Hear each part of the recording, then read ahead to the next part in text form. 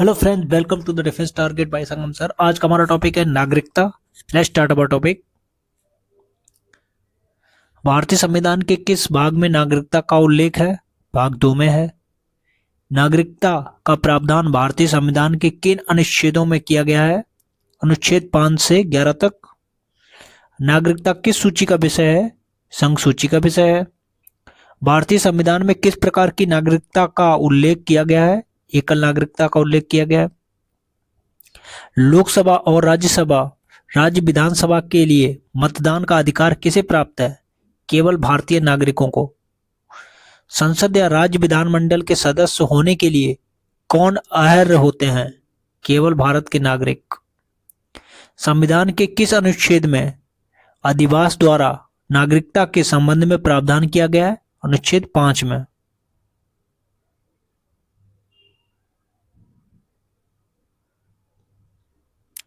Next question, संविधान के किस अनुच्छेद के अंतर्गत प्रावधान किया गया है कि संविधान के प्रारंभ में प्रत्येक व्यक्ति जो भारत के राज्य क्षेत्र में जन्मा था तथा भारत का नागरिक होगा? अनुच्छेद 5 के अंतर्गत। अधिवास का तात्पर्य क्या होता है? अधिवास एक मनुष्य और एक राज्य के क्षेत्र के बीच में संबंध। अधिवास कितने प्रकार के होते हैं? 2 प्रकार के होते हैं। कौन कौन से? उद्भव अधिवास और विकल्प अधिवास। भारत से पाकिस्तान को प्रव्रजन करने वाले व्यक्तियों के नागरिकता के संबंध में प्रावधान किस अनुच्छेद में किया गया है? अनुच्छेद 7 में। भारतीय मूल के वे व्यक्ति जो रोजगार के लिए विदेश में रह रहे हैं या प्रवास कर रहे हैं, उनकी नागरिकता के संबंध में प्रावधान किया गया है अनुच्छेद 8 में। अनुच्छेद 5, अनुच्छेद 6, अनुच्छेद 8 के अधीन आने वाले व्यक्ति किस कारण से भारत का नागरिक नहीं रहेगा? यह यदि वह किसी विदेशी राज्य की नागरिकता स्वेच्छा से अर्जित कर लेता है तो भारत का नागरिक नहीं रहेगा। नेक्स्ट इज, नागरिकता के अर्जन हेतु शर्तों को नियत करने के लिए कौन सक्षम है? संसद।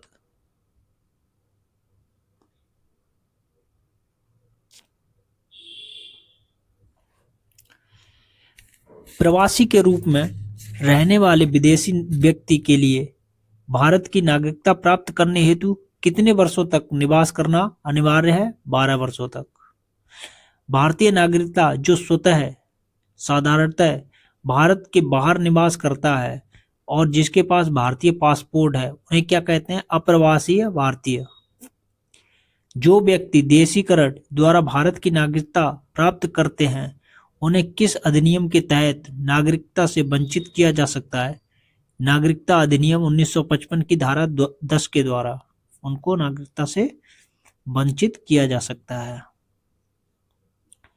अब हम देखते हैं नेक्स्ट क्वेश्चन। नागरिकता अधिनियम 1955 के अंतर्गत पंजीकरण द्वारा नागरिकता प्राप्त करने के लिए भारतीय मूल के व्यक्ति को भारत में कितने वर्ष बिताने होंगे? 7 वर्ष। नागरिकता लोकतंत्रात्मक राज्य व्यवस्था के मूल अपरिहार्य सिद्धांत को कौन सा रूप प्रदान करती है? कानूनी रूप प्रदान करती है। नेक्स्ट क्वेश्चन इज, नागरिकता से संबंधित कौन सा अनुच्छेद संविधान के लागू होने के समय तत्काल लागू हो गया? अनुच्छेद 5 से 9 तक। अब हम देखते हैं नागरिकता की समाप्ति किन किन कारणों से हो सकती है। पहला देखते हैं, नागरिकता का परित्याग कैसे होता है? पूर्ण आयु व क्षमता का कोई भी व्यक्ति, कोई भी भारतीय नागरिक निर्धारित प्रारूप के तहत नागरिकता के त्याग की घोषणा कर सकता है। ऐसे व्यक्ति की घोषणा को केंद्र सरकार किसी युद्ध में व्यस्त होने पर रोक सकती है। ऐसे व्यक्ति का प्रत्येक नाबालिग बच्चा भारतीय नागरिक नहीं होगा, लेकिन बच्चा 18 वर्ष की उम्र प्राप्त करने पर प्रार्थना पत्र देकर भारतीय नागरिकता ग्रहण कर सकता है। नेक्स्ट है बर्खास्तगी। किसी भारतीय नागरिक द्वारा स्वेच्छा से अन्य देश की नागरिकता ग्रहण करने पर उसकी भारतीय नागरिकता स्वतः ही समाप्त हो जाएगी। नेक्स्ट है, यह व्यवस्था तब लागू नहीं होती जब भारत सरकार युद्धरत हो और केंद्र सरकार जब तक इस संबंध में सहमति प्रदान न कर दे।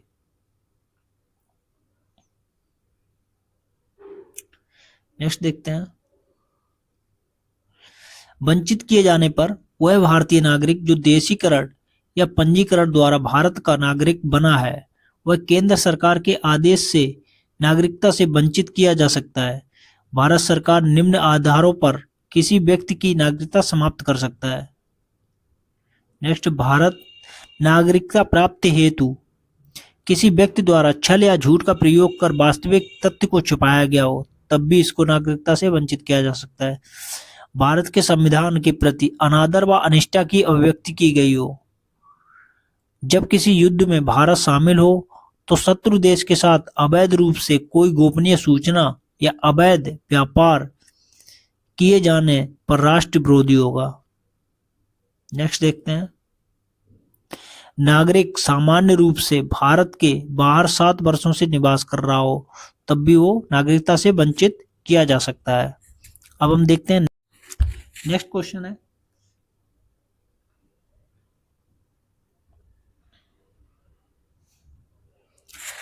किस समिति द्वारा प्रवासी भारतीय को दोहरी नागरिकता देने की सिफारिश की गई थी? लक्ष्मीवन सिंघवी समिति की सिफारिश के द्वारा। नागरिकता संशोधन अधिनियम 2019 में किस देश से आने वाले धार्मिक अल्पसंख्यकों के संबंध का प्रावधान किया गया था? अफगानिस्तान, बांग्लादेश और पाकिस्तान। नेक्स्ट क्वेश्चन इस अफगानिस्तान, बांग्लादेश और पाकिस्तान के धार्मिक अल्पसंख्यकों के लिए भारतीय नागरिकता हेतु आवेदन करने से पूर्व कम से कम 11 वर्ष तक भारत में रहने की आवश्यकता को घटाकर कितने वर्ष कर दिया गया था? 5 वर्ष कर दिया गया। नागरिकता संशोधन विधेयक 2019 कब लागू हुआ? 10 जनवरी 2020 को।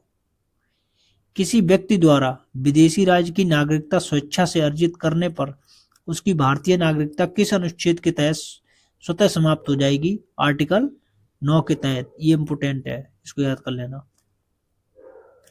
किस अधिनियम के तहत नागरिकता के अर्जन पर व समापन के बारे में प्रावधान किया गया है?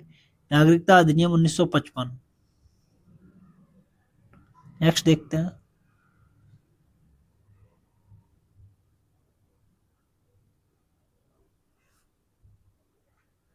नेक्स्ट क्वेश्चन इज नागरिकता अधिनियम 1955 के तहत कितने प्रकार के नागरिकता का अर्जन किया गया है? 5 प्रकार से। कौन कौन से हैं वो? जन्म से प्राप्त नागरिकता, दूसरा है वंश के आधार पर प्राप्त नागरिकता, तीसरा है पंजीकरण द्वारा प्राप्त नागरिकता, चौथी है देशीकरण द्वारा प्राप्त नागरिकता और पांचवी है क्षेत्र समाविष्ट द्वारा प्राप्त नागरिकता। ये 5 तरह से हम नागरिकता को अर्जित कर सकते हैं। नेक्स्ट क्वेश्चन इज संविधान के किस अनुच्छेद के प्रावधान किया गया है कि संसद को नागरिकता के अर्जन तथा समाप्ति के संबंध में विधि निर्वात्री शक्ति प्रदान की गई है? अनुच्छेद 11 के तहत। किस अनुच्छेद के तहत संसद विधि पारित करके किसी व्यक्ति को उसकी नागरिकता से वंचित कर सकती है? अनुच्छेद 11। नागरिकता अधिनियम 1955 के तहत के द्वारा किसी व्यक्ति को कितने प्रकार से नागरिकता से वंचित किया जा सकता है? 3 प्रकार से। नेक्स्ट क्वेश्चन इज दोहरी नागरिकता का प्रावधान किस देश में से किया गया है? संयुक्त राज्य अमेरिका में किया गया है दोहरी नागरिकता। नेक्स्ट क्वेश्चन इज दोहरी नागरिकता किस प्रकार प्रदान की जाती है? प्रवासी भारतीयों के आवेदन पर। प्रवासी भारतीयों को दोहरी नागरिकता देने की सिफारिश को सरकार ने अपनी सैद्धांतिक सहमति कब प्रदान की थी? 2003 में। प्रवासी भारतीयों को सीमित रूप से दी जाने वाली दोहरी नागरिकता को क्या कहा जाता है? ओवरसीज सिटीजनशिप ऑफ इंडिया, मतलब OCI। नागरिकता प्राप्त करने वाले व खोने के विषय में विस्तार से चर्चा किस नागरिकता कानून में की गई? 1955 के नागरिकता कानून में। नेक्स्ट क्वेश्चन इज किसे भारत द्वारा भारत का जन्मजात नागरिक समझा जाएगा? जो व्यक्ति 26 जनवरी 1950 या उसके पश्चात भारत में जन्मा हो, भारत का जन्मजात भारत का नागरिक होगा। नेक्स्ट क्वेश्चन इज भारत में एकल नागरिकता की अवधारणा कहां से ली गई है? इंग्लैंड से ली गई है। नेक्स्ट क्वेश्चन इज, भारत से जन्म से नागरिक होने की क्या शर्तें हैं? नागरिकता संशोधन अधिनियम 2003 के अनुसार 26 जनवरी 1950 के बाद लेकिन 1 जुलाई 1987 से पहले भारत में जन्मा हो। दूसरी क्या कंडीशन है? 1 जुलाई 1987 को या उसके बाद लेकिन नागरिकता संशोधन अधिनियम 2003 के लागू होने के पहले भारत में जन्मा हो। तीसरी कंडीशन क्या है? एक नागरिकता अधिनियम 2003 लागू होने के बाद वह बच्चा जिसके जन्म के समय माता पिता दोनों भारतीय हों अथवा कोई एक भारतीय हो, तो ये तीनों में से कोई कंडीशन होगी तो आप भारत के नागरिक समझे जाओगे। नेक्स्ट क्वेश्चन इज, वंशानुगत के आधार पर नागरिकता अर्जन करने की क्या शर्तें हैं? वंशानुगत में 26 जनवरी 1950 से 10 दिसंबर 1992 के बीच देश के बाहर जन्मे व्यक्ति के जन्म के समय उसके माता पिता भारतीय नागरिक हों तो आपको भारत की नागरिकता मिल सकती है। नेक्स्ट है, पंजीकृत द्वारा नागरिकता प्राप्त करने का क्या प्रावधान है? पंजीकृत प्राप्त करने के लिए पंजीकृत द्वारा अगर नागरिकता प्राप्त करनी है उसके प्रावधान इस तरह से हैं। भारतीय मूल का व्यक्ति हो जो नागरिकता आवेदन से पूर्व 7 वर्ष तक भारत में रह रहा हो। भारत के नागरिकों के नाबालिग बच्चे भी भारत के नागरिक होंगे। नेक्स्ट, देशीकरण द्वारा नागरिकता अर्जन का प्रावधान क्या है? संबंधित देश में एक निश्चित अवधि का निवास करना। नेक्स्ट है, 8वीं अनुसूची में वर्णित भाषाओं में से किसी एक भाषा का अच्छा ज्ञान होना और अच्छा चरित्र वाला होना, ये कंडीशंस है। नेक्स्ट क्या है? नेक्स्ट हमारा है, केवल नागरिकों को प्राप्त मूल अधिकार कौन कौन से हैं? 15, 16, 19 और 29। ये केवल भारतीय नागरिकों को प्राप्त मूल अधिकार है, 15, 16, 19, 29। ये क्वेश्चन कई बार आ चुका है, इसको अच्छे से तैयार कर लेना। अब देखते हैं नागरिकता के महत्वपूर्ण तथ्य कौन कौन से हैं, है ना। अनुच्छेद 5 से 8 के अंतर्गत प्रत्येक उस व्यक्ति को नागरिकता प्रदान की गई जो संविधान प्रारंभ के समय किसी एक श्रेणी के अंतर्गत आता हो।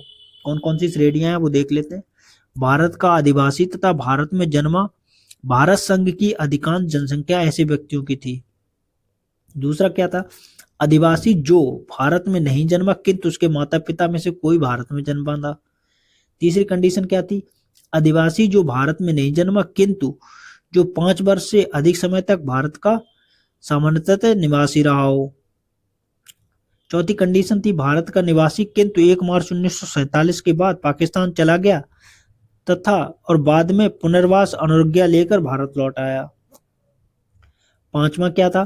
पाकिस्तान का निवासी किंतु 19 जुलाई 1948 से पहले भारत में प्रवास कर रहा था अथवा जो उस तारीख के बाद आया किंतु 6 महीने से अधिक समय से भारत में निवास कर रहा था और जिसने विहिक ढंग से पंजीकरण करा दिया था। ये 5वीं कंडीशन थी। नेक्स्ट कंडीशन क्या थी? नेक्स्ट कंडीशन थी भारत के बाहर रहने वाला किंतु उस जिसके माता पिता में से कोई या पितामह पितामही अथवा मातामही में से कोई भारत में जन्मा था। ये सारी कंडीशंस भारत की नागरिकता प्राप्त करने की थी। नेक्स्ट क्वेश्चन देखते हैं। भारतीय नागरिकता अधिनियम 1955 में अब तक कुल कितनी बार संशोधन किया जा चुका है? तो 6 बार संशोधन किया जा सका है। कौन कौन सी में? 1986 में, 1992 में, 2003 में, 2005 में, 2015 में और 2019 में। अब हम देखते हैं राष्ट्रीय जनसंख्या रजिस्टर में कौन कौन सी बातें जो हमारे लिए एग्जाम पॉइंट ऑफ व्यू से इंपोर्टेंट है, उसको देख लेते हैं। पहला पॉइंट है राष्ट्रीय जनसंख्या रजिस्टर देश के सामान्य निवासियों का एक रजिस्टर है। दूसरा पॉइंट है एआई नागरिकता अधिनियम 1955 और नागरिकों का पंजीकरण और राष्ट्रीय पहचान पत्र नियम 2003 के प्रावधानों के तहत स्थानीय, उपजिला, जिला, राज्य और राष्ट्रीय स्तर पर तैयार किया जाता है। नेक्स्ट है भारत के प्रत्येक निवासी को एनपीआर में पंजीकरण कराना अनिवार्य है। नेक्स्ट इज राष्ट्रीय जनसंख्या रजिस्टर का उद्देश्य देश के हर सामान्य निवासी का एक व्यापक पहचान डेटाबेस तैयार करना है। अगला पॉइंट है डेटाबेस में जनसांख्यिकीय के साथ साथ बायोमेट्रिक विवरण भी शामिल होंगे। ये इंपोर्टेंट पॉइंट थे एनपीआर के।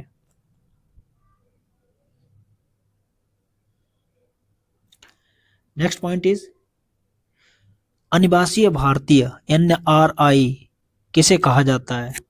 ऐसे भारतीय नागरिक जो नौकरी अथवा व्यवसाय के उद्देश्य से वर्ष में 182 दिन अथवा उससे अधिक विदेशों में रहते हैं, इनको एनआरआई बोला जाता है। नेक्स्ट इज संयुक्त राष्ट्र संघ अथवा अन्य किसी नियुक्ति पर भारत सरकार द्वारा भेजे जाने वाले व्यक्तियों को कौन सा दर्जा दिया जाता है? अनिवासी भारतीय का दर्जा दिया जाता है। नेक्स्ट इज अनिवासी भारतीयों को किस वर्ष अधिसूचना जारी करके भारत में मतदाता के रूप में पंजीकरण की सुविधा प्रदान की? 2011 में एनआरआई के लोग मतदान कर सकते हैं। कब से? 2011 से। किस फॉर्म के माध्यम से विदेशों में रहने वाले सक्षम मतदाता सूची में अपना नाम सम्मिलित करवा सकते हैं? फॉर्म 6A के माध्यम से।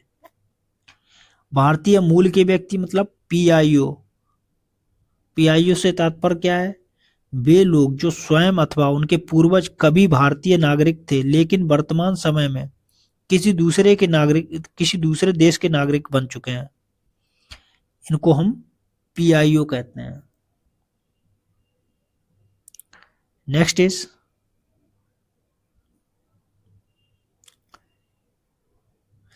भारतीय मूल के व्यक्तियों के लिए पीआईओ कार्ड की प्रक्रिया कब से प्रारंभ हुई? प्रक्रिया 2002 से शुरू हुई। पीआईओ कार्ड धारक व्यक्ति कार्ड जारी होने की तिथि से कितने वर्षों तक बिना वीजा के भारत में आ सकता है? 15 वर्षों तक। किस नागरिकता संशोधन विधेयक द्वारा पीआईओ को किस कार्ड का दर्जा मिला? ओसीआई कार्ड का दर्जा मिला था उनको। नेक्स्ट देखते हैं।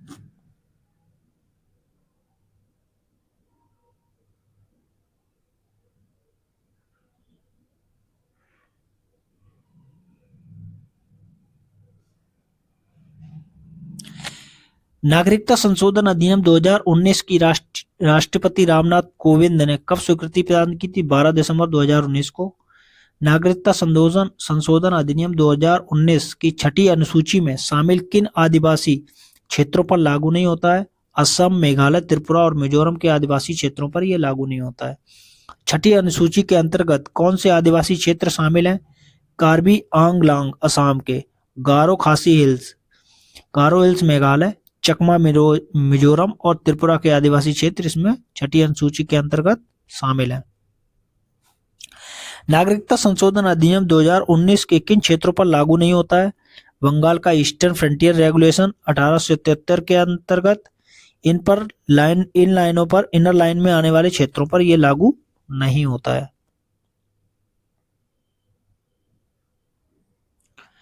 नेक्स्ट देखते हैं।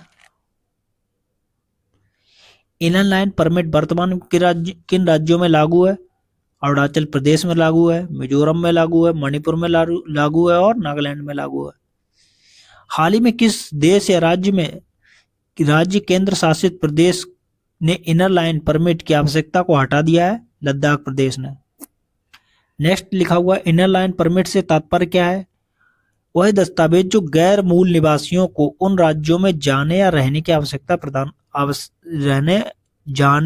रहने के लिए आवश्यक है, इनको इनर लाइन परमिट बोला जाता है। Next is inner line permit किसके द्वारा जारी किया जाता है? यह संबंधित राज्य सरकार द्वारा जारी किया जाता है। अब देखते हैं नागरिकता भाग 2 के जो सारे आर्टिकल है उनको देख लेते हैं। अनुच्छेद में किस अनुच्छेद में क्या क्या लिखा हुआ है? अनुच्छेद 5 में लिखा हुआ है संविधान के प्रारंभ पर नागरिकता, डायरेक्ट क्वेश्चन बनते हैं यहाँ से। अनुच्छेद 6 में लिखा हुआ है पाकिस्तान से भारत को प्रव्रजन करने वाले कुछ व्यक्तियों की नागरिकता के अधिकार, और आर्टिकल 7 में लिखा हुआ है भारत को प्रव्रजन करने वाले कुछ व्यक्तियों की नागरिकता के अधिकार। अनुच्छेद 8 में लिखा हुआ है भारत के बाहर रहने वाले भारतीय उद्भव के कुछ व्यक्तियों की नागरिकता के अधिकार, आर्टिकल 8 में लिखा हुआ है। अनुच्छेद 9 में लिखा है विदेशी राज्य की नागरिकता स्वेच्छा से अर्जित करने वाले व्यक्तियों का नागरिक न होना, ये इंपोर्टेंट है, इसको अच्छे से तैयार कर लेना। अनुच्छेद 10 में लिखा है नागरिकों के अधिकार का बना रहना। और आर्टिकल 11 ये भी मोस्ट इंपोर्टेंट है, संसद द्वारा नागरिकता के अधिकार का विधि द्वारा विनिमयन करना, है ना। आर्टिकल 11 कहता है संसद द्वारा नागरिकता के अधिकार का विधि द्वारा विनियमन किया जाना। ये बहुत ही ज्यादा इंपॉर्टेंट है, आर्टिकल 9 और आर्टिकल 11, इसको अच्छे से कर लेना। यहाँ पर आपका नागरिकता का टॉपिक पूरा फिनिश होता है। कोई भी अगर क्वेश्चन नागरिकता से बनेगा तो वो इसी वीडियो से बनेगा, इसको अच्छे से आप देख लीजिएगा।